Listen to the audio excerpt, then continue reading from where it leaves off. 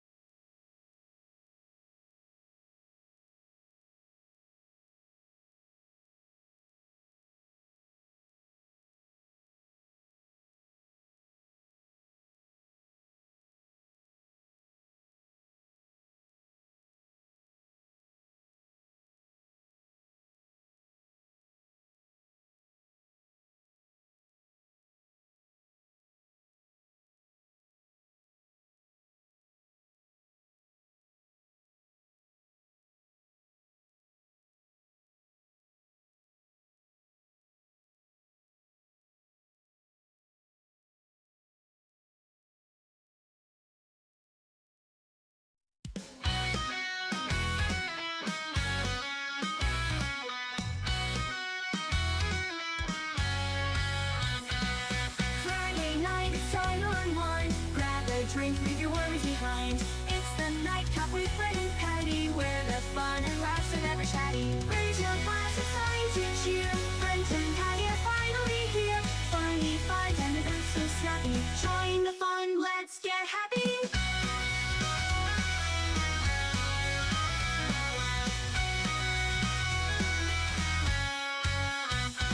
Brent might derail, go off the track, but Patty's here to bring him back. A Brent might come, oh what a sight. Rants and laughs, it's pure delight. Raise your glass, it's time to cheer. Brent and Patty are finally here. Funny finds and events so snappy. Join the fun, let's get happy.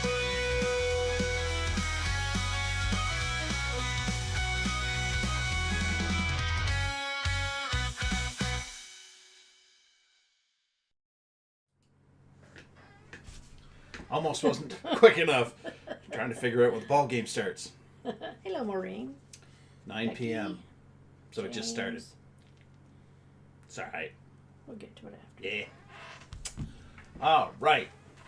Welcome to the NightCap with Brent and Patty. I didn't say that yet, did I? All right, there we go. So let's get to what we're drinking. I have an update for you. I was sitting here getting ready to go with the show, and I was like, oh, we don't have any celery. Actually, what I said was, I'll be honest, I said, you forgot to bring me some celery. She goes, all right. And out she goes. And as she's leaving, I'm like, honestly, I just completely forgot about it. And she, from the kitchen, I hear, we're going to have to forego the celery. I'm like, is it bad? Yeah. Yeah, it's bad. And I'm like, all right. So we don't have the celery. we had some here, so I didn't think of it on Thursday. I didn't either. So But anyway, that's the way the celery crumbles. It's the way the celery crunches. yeah, Okay, so not good. I'm not really upset about it, to be honest No, with you. no, I'm not really concerned about it. So, but in the meantime, all right. So There for a sec. this is Michael our Man. liquor. It starts now. LOL. Yeah, that's what I thought, but I wasn't sure. Okay, so this is impossible to get now Yeah, because this is Moonshine Creek. right. They'll have all that. But there's, I know. They're still I'm- making it. I It's just different. getting that bottle with that name on it. Right, Is, it's a yeah. collector's item. So I'm gonna give us a shot, like an ounce. Okay. They did a really good job with that. All right, I'll bring mine over here real quick. And we haven't told them what we picked out for sparkling water either. Nope. Right. Whoops. I got a little exciting. Okay. Now, I forgot to open this. So this is our flavored syrup. It's brown butter caramel. See, when I make videos at work and I mess up things, I can just edit it later on. But when you're live, and you can't find the zipper, what I say?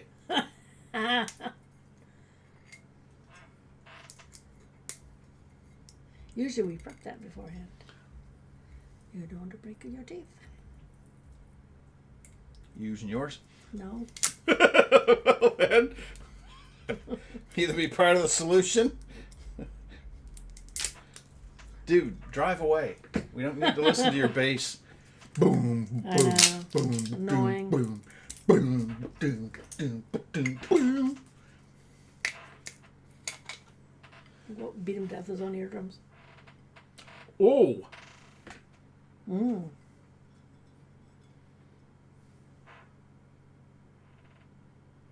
it is sugar free. All right, so what are we thinking? Like 1, 2, 3. Sure. Okay, is that enough? You think? We'll find out. 1, 2, 3. Oh my land, that smells good.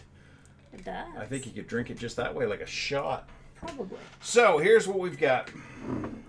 This was the least offensive we could find. So this is free and clear, and that is black cherry. So this is also sugar free. Oh, it didn't give me the big hiss. No, sis. All right. Hey, Shelley. Oh, it smells good. Okay, so where do you want to go to? Oh, but here maybe. Oh, you have to show me over here. The second one? Okay. Yeah.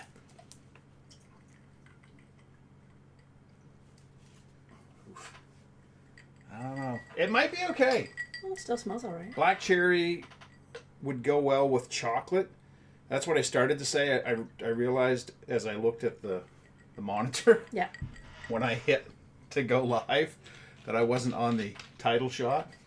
And I was saying chocolate and coffee sort of live in the same space flavors wise. Right. So cherry and chocolate go well together. So, you know, why wouldn't coffee and cherry and caramel go together? Let's find out.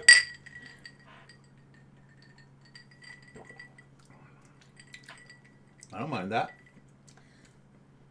I'm not. I think what's happened is this has taken the heavy flavors out of the coffee and the caramel and everything Yeah. and has lightened them a little bit. And instead of having, because sometimes, like this stuff is really good. Yeah. We enjoy it. But sometimes it can be a little heavy on the flavoring. Yes. Where it's like, I'm going to pour that over ice and let it melt for a little bit so it softens it out. Temper it So, out. right. So that's what this does. That actually works. Yeah, it's not half bad. Well, you know. I mean, I'll finish that. Yeah. Yeah. I would make that again. Yeah. Actually. No, I don't mind that a bit. I think I'd add a little something creamy to it. You were live. We get the full unedited true to self Brent. Right?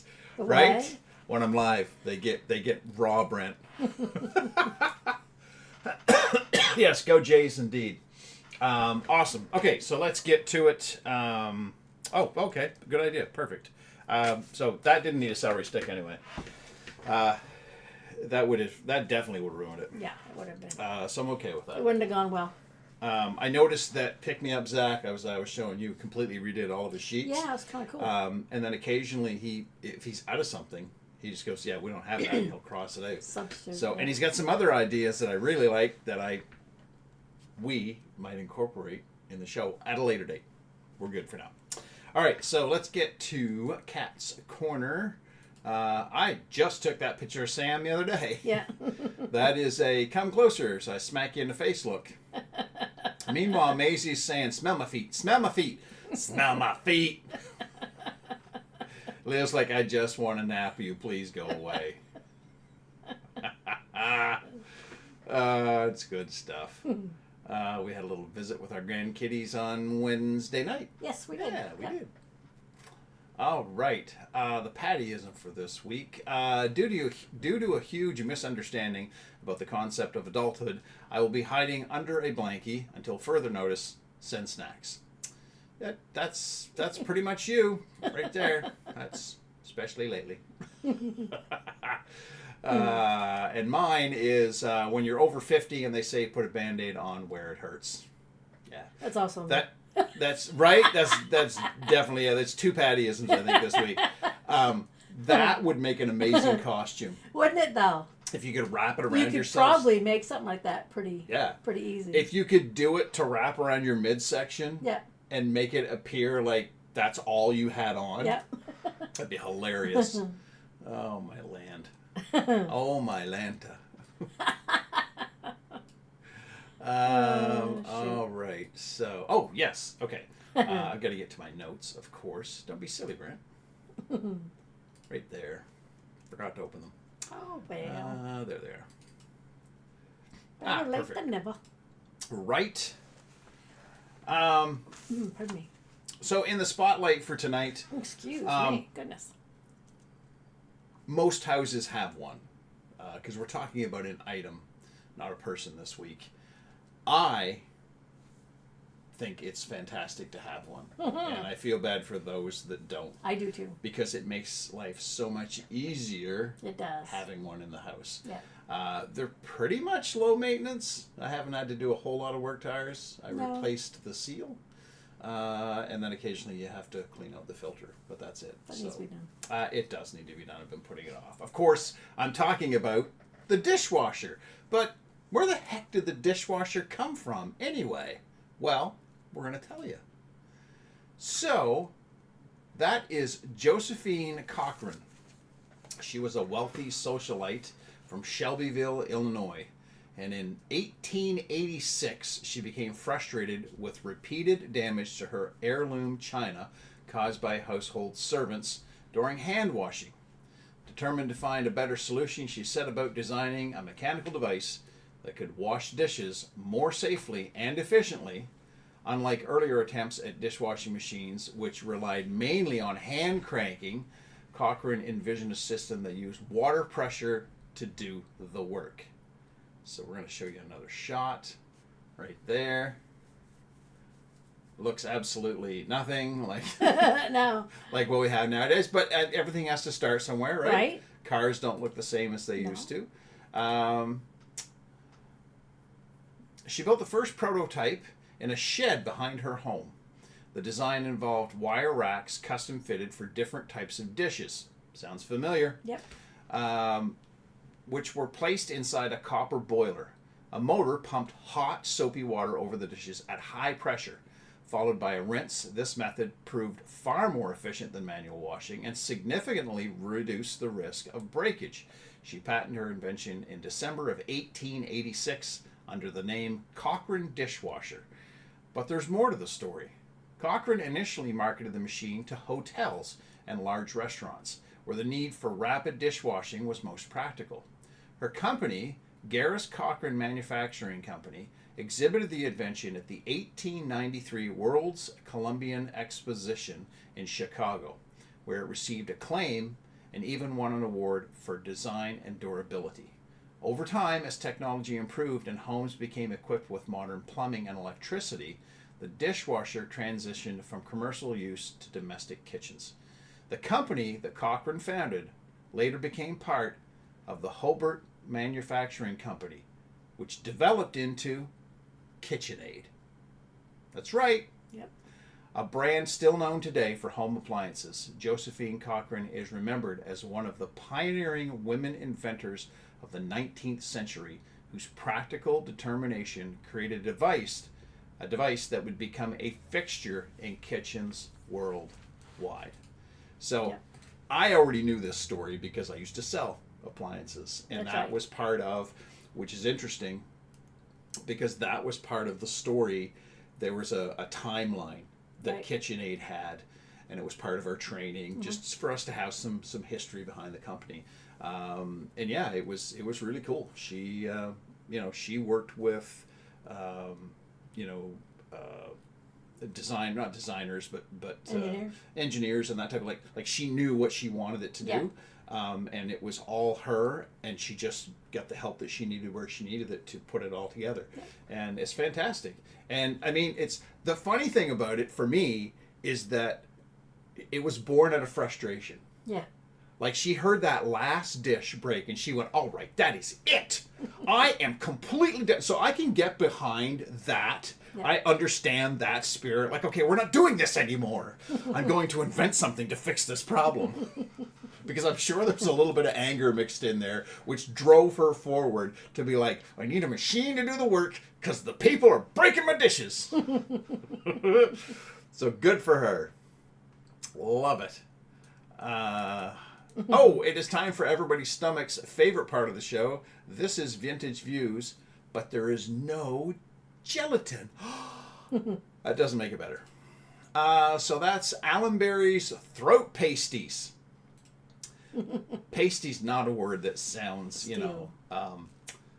yummy. Victorian era cough drops were intense. The Allenberry's Throat Pasties tin contained 54 pastilles. Pastilles? Yeah. Well, this is a throat lozenge, basically. A lozenge, each containing. Let me see if I can. Wrong lever. There we go. So that'll give you, if you can read the ingredients on those. But each contained cocaine hydrochloride. That's right. The devil's dandruff. 1.66 poison. They had poison on the tin. I'm going to go back so you can see that. It says poison right there in the yellow section in the middle. The adult dose was prescribed as 1 every 2 hours or as directed by a physician. But if you take a look at this, I'm going to bring this up a little bit bigger if I know what I'm doing here. There we go. So let's get right in there, shall we? Menthol, cocaine, and red gum, eucalyptus and red gum, compound gaium, I don't know whatever, what that is. rothney, chlorate of potash, borax, and cocaine, Wow. formaldehyde in menthol, and formaldehyde in cinnamon oil. I mean, in the Victorian age, were they just like... They poisoned themselves all over the place. But it's... okay, there was no science involved in this. No. This was born out of, this stuff makes me feel good. So it must heal me. So I'm going to have some more cocaine. Like, there's people out there that think cocaine just, sort of showed up in the 70s. Right. It's been around for a very long time, and it used to be really legal. Right. Well, I mean, in that era, the face powder the ladies used was full of arsenic. Right? It just soaks into your skin and you just wake up dead one morning. Ours to pee. 1 every 2 hours. Right? You get to the point you wouldn't remember what was I gonna do, man? Like, hey, like they make fun of hippies in movies and television shows and whatnot. They were way more stoned in the Victorian era than any of the hippies in the 60s or 70s ever could think to be, right? And they had, in the 70s and the 60s, had no comparison to the Victorian era and sexual proclivities. It was rampant. It was awful. Wow. Like, it was worse than than free love. It was bad. Worse than free love, better than free love. I mean, it's all dependent Well, I on mean, what angle. for that era, how it was just very. Yes. You know, Yeah. Yeah. That is absolutely crazy. All right, moving along. Now it's time. Well, that's cool. For that's cool. Right. All right. What have we got this week? Grapes.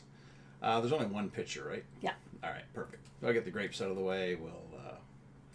Now I'm going to remember this week to close that down so I don't end up with it again when I come back from Stupid Criminal. Right. My dishwasher came from Dawn and Bee Hypersense. Makes you feel good so you don't care if it heals/kills you. Right? Exactly. Exactly. I'm fine. If I die right now, I'd be happy as a pig and shit. What was once pruned and burned in vineyards or growing all over everything in some people's yards could soon wrap your groceries and then vanish without a trace. Scientists have developed a biodegradable film from grapevine prunings that mimics plastic but breaks down in just over 2 weeks. The results show that films cast from cellulose extracted out of grapevine canes are transparent, tough, and fast to biodegrade. The research team harvested canes from the South Dakota State University's research vineyard, and following a protocol to turn them into package-grade films, they have also extracted cellulose from avocado peels, soy hulls, alfalfa, switchgrass, spent coffee grounds, corn cobs, and banana peels. So all things that get cast off, right? Mm-hmm. Most packaging is used once and tossed, and it's made from petroleum. That's where plastic comes from. It lingers in landfills and oceans for centuries. Only a sliver is recycled. Micro and nanoplastics break off and spread to people. Wildlife inhale and ingest them, and they have recently turned up everywhere, including inside the human body. The long-term health effects are still unclear. The grapevine idea began after a campus talk. A professor of agronomy, agriculture, I'm assuming, horticulture, and plant science, new canes were cellulose-rich and produced in bulk each winter.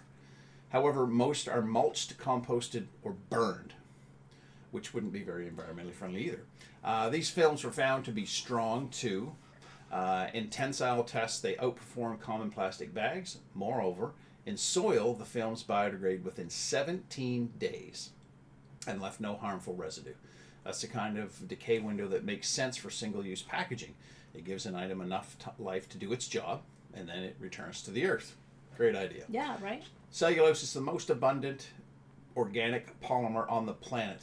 It is the load-bearing material in plant cell walls, reinforced by hydrogen bonds in chains of glucose. Yeah. So, how cool would that be? Right? I mean, you look at all the grapevines we have on our property. Yeah, way too many. And some of them are like massive and I have said this before. I tried to pull one out of a maple tree. Yep. So the maple tree, of course, is nice and strong, but this thing had wrapped itself. It was crazy. It was so bizarre that the hair on the back of my neck stood up because I was like, this doesn't feel right. But I was trying to pull it, and I put my whole weight on it. And if you think that it was crazy for Tarzan to be able to swing through the jungle on vines, no, it's pretty Now, I've simple. seen them as big around as my arm. Oh, yeah. No, and just like when they grab a hold, they grab a hold. You're like, they wind themselves right around, everything. Well, and they're much like roots going into the soil. They have so many vines going Crazy. around. Yeah, it is. And that's how they get up to the light and how they climb up everything. Yeah, exactly. But again, if they want to come and harvest our... they have all they can have all they want. Yeah. We don't want them anymore. All right. It is time to go on a road trip. All right, where is this spot right here? That is Smoo Cave. I'm assuming I'm pronouncing that correctly. Hi. Smooth Cave is a large combined sea cave and freshwater cave in Durness in Sutherland Highland, Scotland. Yeah, it's a mouthful, but It is a mouthful. all the different counties and parishes and whatnot. Right? It's here, and here. The cave is unique in that the first chamber has been formed by the action of the sea, whereas the inner chambers are freshwater passages formed by rainwater dissolving the carbonate dolomites. Partway through the cave, the waters of Alt Smoo, a river that flows in Smoo into the Smoo Cave, also drops in as a 66-foot-high waterfall. It is mainly due to the nearby dolomite quartzite geological boundary. I was doing so good. Yeah, it's tonight. weird. Yeah. Where all Alt Smooth Stream crosses the impermeable quartzites and sinks on meeting the impermeable dolomites. Let's get some pictures up and maybe this will make more sense. So this is the little river on the left. Okay. And then you can see the progression. It usually, you see the back further, it's calm. Yes. But the minute it comes down here where there's more of a slope and whatnot, it speeds up. Okay. And it's like a sinkhole, you see. I see that, yes. Yeah. Okay, so this is the waterfall. That's the waterfall, yeah. All right. And there's other times of the year where there's a lot more, it's really heavy. The cave can be thought of as two caves formed by different mechanisms that have joined together over time. The cave is composite of three main sections: a large sea cave entrance, a waterfall chamber, and a short freshwater passage which leads into a terminal sump chamber with some flowstone formations at the rear. Let me see what else we've got here. Oh, okay, so I take it you can go tour this. You can, yeah. And if conditions, if it's been rainy or stormy, they cancel any tours for safety, yeah. All right. Oh, that's big. And it's quite a trek down. Okay, I'm gonna leave that picture up for a minute or two because that's okay. That's wild.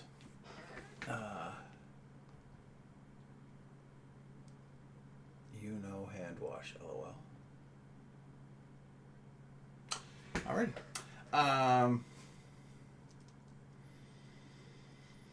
The cave entrance and main chamber have been considerably enlarged by sea action to approximately 130 feet wide and 49 feet high, the largest sea cave entrance in Britain. The entrance is located at the end of a 660-yard long tidal gorge, which is once part of the cave, now collapsed. Several remnant pillars can be seen along the eastern side, along with a large section of the previous roof, which has been partially buried by the grassy slope, normally covered by rocks, spelling out the names of visitors to the cave. The sea rarely enters the sea cave nowadays, only during spring tides, as the area has undergone isolistic uplift. Sure. We'll pretend we know what that is. The present-day cave is 272 feet long, up to the terminal sump at the rear of the third chamber. The caves travel further, however, as an active stream of notable size resurges at all times. Previous dye testing has linked the underwater passage to an initial sink point in the Alt Smooth Stream about 330 feet upstream from the main waterfall, implying that the cave system is at least twice as long as once thought. Cave divers from the Gampillion Speleological Group have dived this sump for a distance of about 130 feet.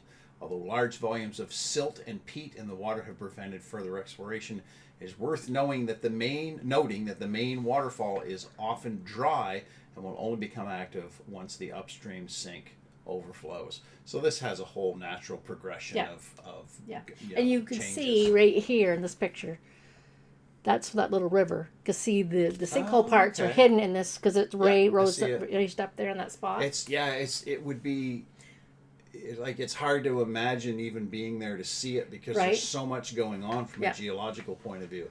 So that's really cool. It is cool. That would be a fun place to It would be very cool to explore. Yeah. For sure. Imagine just having that in your backyard. Yeah, that'd be wild. Right? Although I would have constantly had to go looking for Michael Man. Yeah, he'd have lived in that cave. Yeah. Yeah, he'd still be there. Yes. And no road trip is complete without a funny sign. And this week's is one of my probably top 3 for signs. Underwear must be worn with kilts when wind. Wow, Brent, words hard. Try. Underwear must be worn with kilts when wind speeds exceed 25 miles per hour. I mean, where's their sense of adventure? Right? Just do the Marilyn Monroe.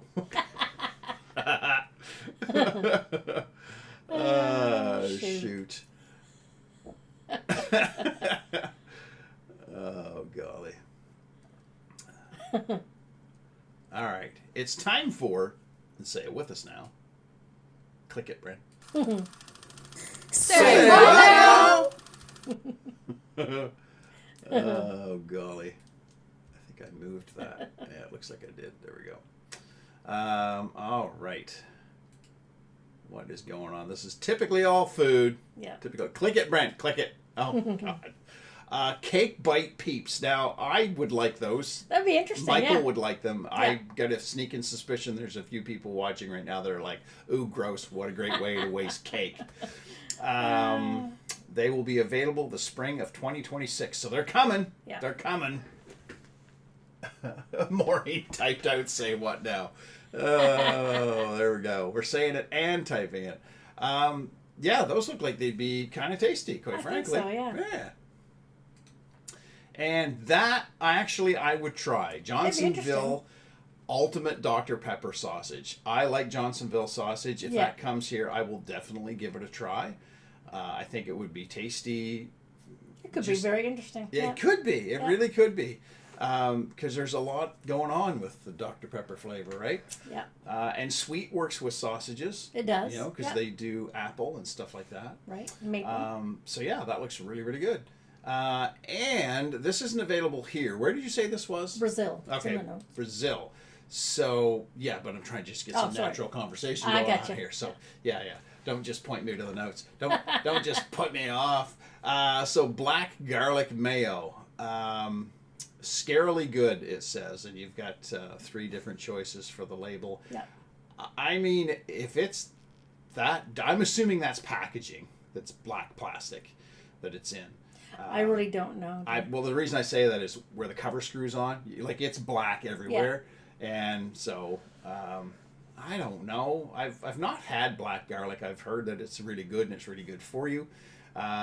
If Halloween has been an invention to use ketchup as blood, this year Heinz is doing things differently. To launch Mayo Halloween, a jet black mayonnaise made with black garlic, the brand dives into the world of vintage black and white horror and reimagines red blood as an inky black of its new product. So far, it's only available in Brazil. Just like Patty said, it's in the notes. Don't ask questions. I already wrote it down for you, you idiot. So you may have noticed that we've dropped a few things. We're tightening up the show. We're trying to stick to a shorter format. We're going to see how that works because any good show evolves over time. But right now, it's time for my favorite intro, which is Stupid Criminal. We'll be right back. In Woodstock, weekenders are represented by 2 separate groups. Those who tune into the Nightcap with Brent and Patty, and the criminals who don't. These are their stories.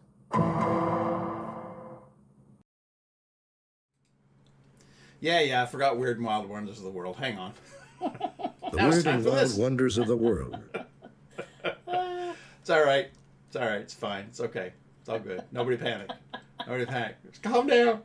That is the bar-tailed Godwit, I guess, technically. Yes. Only 1 O. It takes guts to migrate long distances. Literally. If you're a bar-tailed Godwit. Yeah.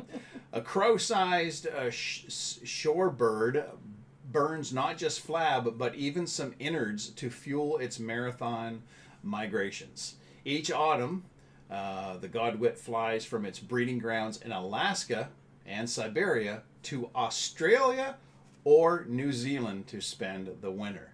The bird may travel for 9 or 10 days, covering a mind-boggling 11,000-kilometer journey without pausing to rest or eat. That is insane. Right? They're cute-looking little things. Yeah. Long beak on them. It's the longest journey without a pit stop of any animal on Earth. That equals about 18,020 miles. To prepare, it crams itself full of fuel by feeding ravenously until it is morbidly obese, probably can barely fly. They prey on mussels, clams, and other not-so-lean cuisine in the weeks before the trip. But the feast doesn't end at the seashore.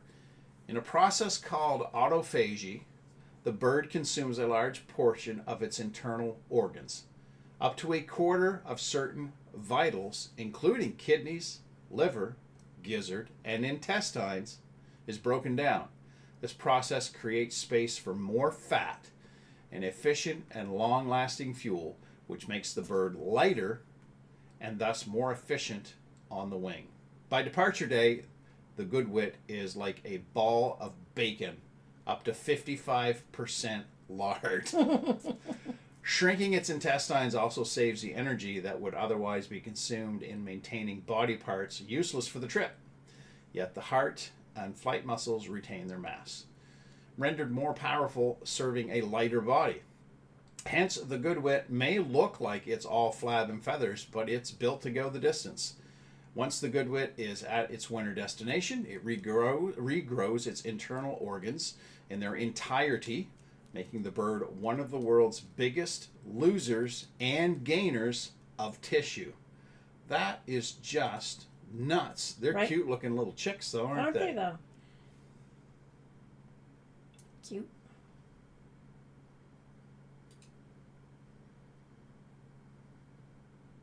So you said they're the size of a crow. Yeah. So that's a good sized bird then. Yeah. I mean, we've seen some pretty big crows. Right? That's wild. I know. It's mind-boggling what nature does. I know. It's You know what I crazy. mean? Yeah. That's just wicked. All right, now we can go to... That still tastes good. Yeah. Now we can go to Stupid Criminal. I won't do the intro again. And this was submitted by Lauren. Oh, Lauren submitted this. Yeah, that's a... Whew. I don't want to meet him in a back alley. That's crazy. I don't want to leave him on the screen too long for fear that he might knock on our door and be like, I was on your show and I want some compensation. I'm assuming that's how he talks. He probably doesn't. It's probably way worse than that. Vero Beach, Florida family woke up, shocker, to a man stomping on their roof, howling and yelling, the Indian River Sheriff's Office says. When deputies arrived, they saw 31-year-old Jacob Johnson Fouch up on the roof. JJF. Old JJ was up on the roof having a grand old time. The homeowners told deputies he and his 3 young sons were woken up by JJ yelling, howling, and walking down the road around 6 a.m. 2 hours later, they were woken up again after hearing JJ up on their home and called the police. The deputies instructed JJ to get down off the roof. He exited using a ladder in the back of the residence, which he said was how he got up there in the first place. He admitted to not knowing the people who lived there, just that he was supposed to be meeting an unknown female agent from the DEA on the roof. Oh, he's an informant now. JJ was shaking and unable to stand still. He was unable to make sense of his actions or give a logical reason as to why he was on the roof, other than the supposed meeting. When he was asked if he was under the influence, he said he had injected himself with meth at approximately 2 a.m. Injecting sounds fairly extreme. Yeah. That's, whew. He was arrested on a misdemeanor charge of trespassing and is being held in the Indian River County Jail on the roof or inside. On a $500 bond. That seems kind of light. Right? I mean, you basically terrorized a family for a short period of time. Right. I mean, I guess he didn't really hurt anybody, No. but that's the next Just woke 'em step. up. You know, yeah, right? Yeah. You see, in Carleton County, he would have fallen off the roof. I'm fairly certain. Because if there were a ladder to get to my roof and there were somebody there, you can bet your boots I would have went up. Mr. Underhill, why did you go to the roof? Well, I didn't know what was up there. I thought it might have been an animal that was hurt. And then when I got there, he lost his grip and down he went. He wanted to play donkey song. So, you know. That's the end of that story. Holy smokes. I was going to say, you're dropping W4. No, we're keeping W4. That one we're keeping. We're just tightening stuff up. And we're not really dropping anything per se. What we're doing is we're combining. So if there's a restaurant that we think is really cool, that's now going to be a road trip as opposed to talking about a restaurant every single week. Some of this is tied to shortening the show up, and some of it is tied to some things that Patty is starting to have trouble finding interesting stuff. So it's all suits to make the show better and stronger, and to make it more entertaining and quicker, snappier, that type of thing. So why are you still talking, Brent? Because I had some explanations to do. So, all right. Yeah, I just got so excited I forgot that we had the bird that ate itself. That's crazy. I still think that's crazy. I know. It just goes, just make room for more food. How? We don't need a liver. Get rid of that. Well, how are we going to... We'll grow it back later. All right, forget about it. Evolution is absolutely crazy. It's savage. Right? It really is. It really is.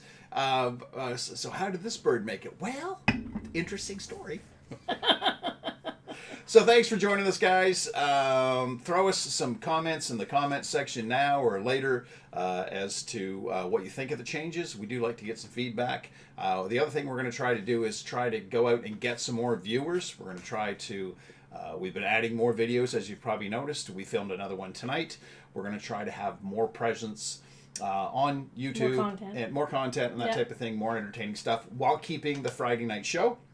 But that'll all hopefully lead to more viewership. That's really what we want to do. We want people to enjoy it, but we would like it to be successful as well. So thank you very much, you guys, for joining us tonight. Thank you to James and Kathy and Doug and Becky and Maureen and Michael and Lauren and Shelley and Brian and Sue. Thank you guys so very much. Remember, if you want to be on the list, just drop a short comment. Even just put an emoji in there. That's all. We just need to see that you're here, because that's the only way that we know who the viewers are. Right, exactly. And we'll get you on the list, because we are not dropping the magic mirror. Because I'm trying to make up for all the names that didn't get said on Romper Room. I'm trying to get everybody's name out there. So that's what I'm trying to accomplish. At least that's what I tell myself, because I've been upset for years that she never said Brent. At least while I was watching, she didn't. Meanwhile, I had friends like Mark. Mark Nicholson heard his name because there's 40,000 Marks in that one town where that lady does the show. All right, guys. We'll see you next week. What? Nope. No, we won't. That's right. Next week is Halloween, and we are going to give out candy, and we're going to be decorating and all that type of thing. So, yes, sorry, we won't see you, but we will see you in November. Right. So, 7th. All right. The 7th, that's right. Yeah. So have a great Halloween. Enjoy yourself. If you want to come and see what we're doing, we're going to try to put some movies on with our projector. Swing by, say hi, help us pass out some candy, whatever you want to do. We'll be here. See you then. Don't forget, stay fresh, cheese bags. Have a good night. We hoped you had fun, but now we must run. But we'll see you all next Friday. We thought you should know that you make the show, 'cause with